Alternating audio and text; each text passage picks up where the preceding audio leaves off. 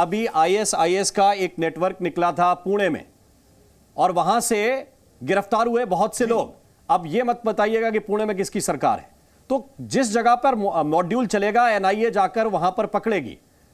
बेंगलुरु का ब्लास्ट होगा, अगर बंगाल में छिपेंगे तो एनआईए जाकर पकड़ेगी। क्या आपको लगता है कि आप एक स्टेट को गैर वाजिब तरीके से टारगेट कर रहे हैं? सर मैं पहले पुरोहित जी का जवाब दे देता हूं। आप देखिए कितना खतरनाक बात ये बोल रहे हैं एनआईए को, जो एक सेंट्रल एजेंसी है, उसको बोल रहे हैं ये तो कहीं भी चली आती है। एनआईए को नीचा दिखा रहे हैं, ऐसे ये सीबीआई, इनकम टैक्स, अब तो ये जुडिशरी को भी नहीं छोड़ रहे हैं, सिटिंग जजेस के खिलाफ बोल रहे हैं। आप सोच रहे ममता बनर्जी डेमोक्रेसी को कहां लेके जा रही है? यही माइंडसेट है इन लोगों का कि जुडिशरी गलत, एजेंसीज गलत। भाई आप ये बताइए, कोई भी एफआईआर लॉन्च होता है, कोई एजेंसी भी करेगी तो पहले जाती है कोर्ट के पास ही ना, कोई थोड़ी कि कोई इंडिविजुअल चलाता है उसको। भारत एक कॉन्स्टिट्यूशन, संविधान के हिसाब से चलता है, पेनल कोड है, सीआरपीसी है, उसके तहत चलता है।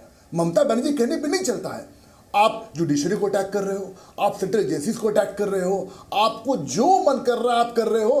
बस बोल रहे हो चोरों को हम यहां रहने देंगे और हम सिर्फ और सिर्फ टीएमसी के वर्कर, चाहे वो महिलाओं का रेप करें, हाँ, जो रेपिस्ट होगा, जो लोगों को तंग करेगा, उसको भी हम बचाएंगे। उसके लिए भी स्टेट जाएगी सुप्रीम कोर्ट। आज तक भारत के किसी भी स्टेट में जब से इंडिपेंडेंस मिला है, कोई स्टेट किसी क्रिमिनल के लिए को बचाने वाले लोग की बात ना करें ना। ये पहला बार देखने को मिल रहा है ये कि ये किस तरह से बिल्किस गानो के आरोपियों को माला पहनाने वाले लोग, गोडसे को पूजने वाले लोग, इस देश के अंदर में गांधीवाद का विरोध करने वाले लोग ज्ञान दे रहे हैं टेलीविजन चैनल में बैठ करके। बिल्किस बानो को माला किसने पहनाई थी? उनके आरोपियों को, बिल्किस गानो के बलात्कारियों को माला किसने पहनाई थी? सुप्रीम कोर्ट का जजमेंट पढ़िए, देखिए आपको पता चल जाएगा। जुडिशरी को भारतीय जनता पार्टी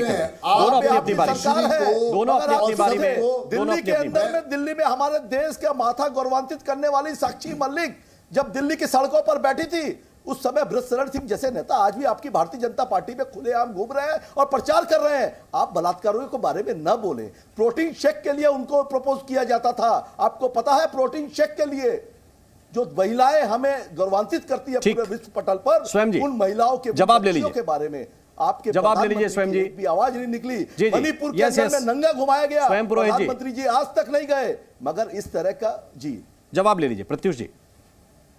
तो मेरा बोलने का मतलब है आपका पॉइंट आ गया सर, आपका पॉइंट आ गया। अब जवाब नहीं लेंगे तो डिबेट आगे नहीं बढ़ेगी। मगर ये गलत कैसे? अगर आप जवाब नहीं लेंगे सर तो डिबेट आगे नहीं बढ़ेगी। ये आपका पॉइंट आ गया, आपने कुछ उदाहरण दिए। प्रत्युष जी जवाब दीजिए। ममता बनर्जी जिस तरह से चला रही हैं, आप देखिए सर, एक भी इंडिया अलायंस का आदमी, कांग्रेस पार्टी एक वर्ड नहीं बोल रही है, एक शब्द नहीं सुनेगा आप उनको बोलते हुए कि ये गलत हो रहा है। हाँ, आज बताइए, अरविंद केजरीवाल जी जेल गए हैं और टीएमसी के प्रवक्ता का जान जा रहा है, कौन जेल भेजा है? उसमें कितने सारे लोग जेल जा चुके हैं। अरे जो चोरी करेगा, जो किंगपिन होगा, वो तो जेल जाएगा ही ना, कैसे जेल से बच जाएगा? तो आप लोगों ने लिया। ये ममता बनर्जी का वेस्ट बंगाल नहीं है। देखिए आप ये डिस्टर्ब कर रहे हैं तो फिर मैं भी इनको डिस्टर्ब करूंगा, तो ये डिबेट कहीं नहीं जाने वाला है। तो आप सर बता दीजिए रूल क्या है डिबेट का। तो मैं आपकी बात का जवाब दे रहा हूं, आप इतने उत्तेजित आप ये बताइए मुझको, आपके पहले बोलने के तब जवाब दीजिएगा। दोनों अपनी अपनी बारी में बोलेंगे। पहले मुझे बोलने तो दीजिए आप। दोनों अपनी अपनी बारी में पता है, मुझे पता है। फिर मैं आऊंगा स्वयं साहब के बीच में, बोलेंगे दिक्कत होगी दोनों को।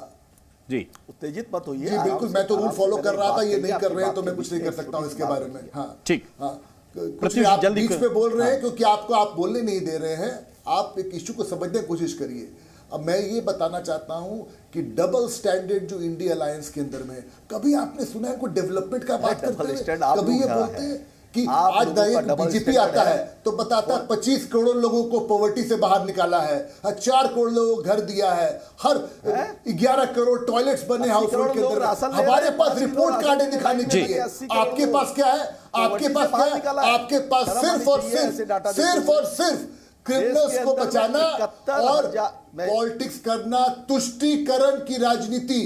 तुष्टीकरण की राजनीति इज द ओनली थिंग जो ममता बनर्जी को समझ में आता है और टीएमसी को समझ में आता है, ठीक। इसीलिए उस स्वयं पुरोहित, आरोप यह है कि तुष्टीकरण की राजनीति आप लोग करते हैं और इसके लिए क्रिमिनल्स को भी बचाना पड़े तो पीछे नहीं हटते। स्वयं पुरोहित जी देखिए इन्होंने अभी दो बात की कि पहली बात की कि देश में 25 करोड़ लोगों को इन्होंने गरीबी स्तर से ऊपर उठाया। मैं पूछना चाहता हूं 80 करोड़ लोग आज भी 5 किलो राशन के लिए लाइन में खड़े हैं। वो कौन लोग हैं? 71, मैं डाटा बोल रहा हूं, ये सरकारी डाटा है, आप पता कर लीजिएगा, ये पार्लियामेंट में पेश किए हुए डाटा है। 71 करोड़ लोग देश के अंदर में, 140 करोड़ की हमारी आबादी में से 71 करोड़ लोग ऐसे हैं जिनकी महीने की, साल भर की आय 72,000 रुपए है, मतलब 6,000 रुपया महीने। 6,000 रुपया महीने वालों को ये बोल रहे हैं हम गरीबी रेखा से ऊपर ले आए हैं। इनको शर्म आनी चाहिए ऐसी बात करने के लिए कि देश के अंदर में जितना टैक्स कलेक्शन ये सरकार ले रही है, जितनी टैक्स की लूट ये कर रही है, जितना ईडी सीबीआई छोटे कारोबारी, एमएसएमई, छोटे कारोबारियों को इतना डराया जा रहा है, सताया जा रहा है, मगर उसके बावजूद लोग चुप है। ये धर्म का एक अंधा चश्मा लोगों के ऊपर में चढ़ा दिया है। ठीक बात, भैया जय श्री राम बोलिए, आप धर्म की बात स्वयं पुरोहित आप ठीक बात कह रहे हैं, सब लोग लेकिन जरा पिछली सरकार का वो डेटा भी तो याद कीजिए। झंडा पकड़ लिया स्वयं पुरोहित, जरा पिछली सरकार का वो डेटा भी तो याद कीजिए जिसमें यूपीए की सरकार ये आकर बताती थी कि 32 रुपए रोज कमाने वाला गरीब नहीं है। स्वयं पुरोहित, मगर वो आदर्श घोटाले वाला व्यक्ति जब भारतीय जनता पार्टी में आता है तो ये चुप हो जाते हैं। आपको अगर 6,000 रुपए कमाने वाले 6,000 रुपए कमाने वाले लोग को आपको कह रहे हैं कि ये गरीब नहीं मानते, आप जरा बताइए पिछली सरकार ने ये बताया था कि नहीं? नहीं है, 32 रुपए गरीबी होंगे ना, 32 रुपए कमाने वाले को बोलती थी पिछली सरकार। क्या बोलिए हाँ या ना? अरे आप देखिए ये सब बात मत करिए। 6,000 में क्या होता है मुझे ये बताइए ना महीने में। मैं वही तो समझा रहा हूं आपको। 71 करोड़ लोगों की एवरेज 30 का गुणा 32 में करेंगे तो 1,000 भी नहीं पहुंचेगा सर। 6,000 रुपए में क्या होता है? आप अपना परिवार चला पाएंगे क्या? मैं पूछना चाहूंगा बिल्कुल नहीं चला पाएंगे प्रवक्ता से कि आप 6,000 रुपए महीने में अपना परिवार चला पाएंगे? कोई नहीं चला पाएगा। कैसी बात करते हैं? कोई नहीं चला पाएगा। 6,000 रुपए में परिवार नहीं चलता है कि यूपीए के समय में 34 करोड़ लोग राशन लेते थे, आज 80 करोड़ लोग 5 केजी राशन एक आखिरी रिप्लाई खड़े हैं। ठीक, 5 किलो राशन के लिए लाइन में खड़े हैं। सर इनको सिर्फ इतना समझाना है, मुझे इतना समझाना है इनको कि 2014 में हम फ्रेजाइल इकोनॉमी थे, आज वर्ल्ड के वन ऑफ द क्या हाल था हमारा, आपने भी खुद डेटा दिया। आज हम चलिए साहब, बहुत बहुत शुक्रिया, बहुत बहुत धन्यवाद आप दोनों का हमारे साथ इस चर्चा में शरीक होने के लिए। तो बात इतनी सी थी कि क्या आतंकवाद पर राजनीति होनी चाहिए? हाँ, दूसरे के राज्य में कुछ गड़बड़ हो तो उस पर प्रश्न उठाना वाजिब है, लेकिन क्या पूरे स्टेट को इस तरह से एक चश्मे से देखना, क्या यह ठीक है? और क्या दूसरे स्टेट पर भी ऐसे ही आरोप लगाना, क्या यह भी ठीक है? अब आप लोगों को तय करना है कि क्या बेहतर विकल्प आपके सामने है।